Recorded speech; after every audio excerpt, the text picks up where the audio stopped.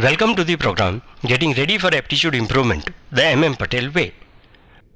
In this session, we are going to discuss concepts related to Chapter 40, that is, Logic for Decisions.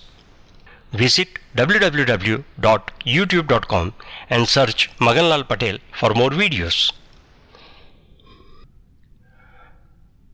Let us discuss the logical approach first. We should never use our impulses to approach aptitude problems. This chapter is meant to make you think logically. If you see a problem, you will feel like jumping to conclusion and answer. However, the data needs to be understood and interpreted properly before concluding. Problem number 1. The following problem has a question and two statements which are labeled 1 and 2. Use the data given in 1 and 2 to decide whether the statements are sufficient to conclusively answer the question. Give reasons. A is a positive integer. Is A divisible by 12? 1. A is divisible by 4 and 2. A is divisible by 3. Yes, A will be divisible by 12. As A is divisible by both 4 and 3, it will be divisible by 12 also.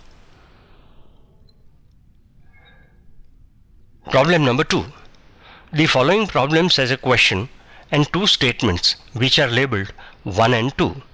Use the data given in 1 and 2 to decide whether these statements are sufficient to conclusively answer the question. Give reasons. A is positive integer. A is divisible by 12. Statement number 1 is A is divisible by 6 and statement number 2, A is divisible by 3. The solution is no. As A is divisible by both 6 and 3, it may not be divisible by 12, as 6 equals to 3 into 2. For an example, 18 is divisible by both 6 and 3, but not by 12. Problem number 3. The following problem has a question and two statements which are labeled 1 and 2. Use the data given in 1 and 2 to decide whether these statements are sufficient to conclusively answer the question. Give reason. A piece of string 10 meters long is cut into 4 pieces in multiple of 1 meter. Determine the length of the largest piece.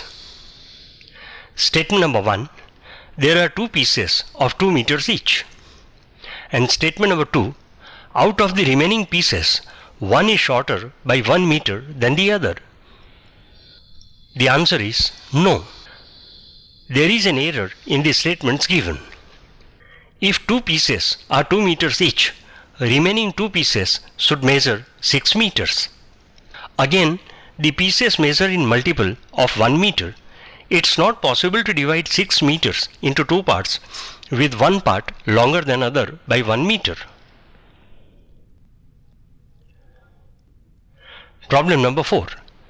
The following problem has a question and two statements which are labeled 1 and 2.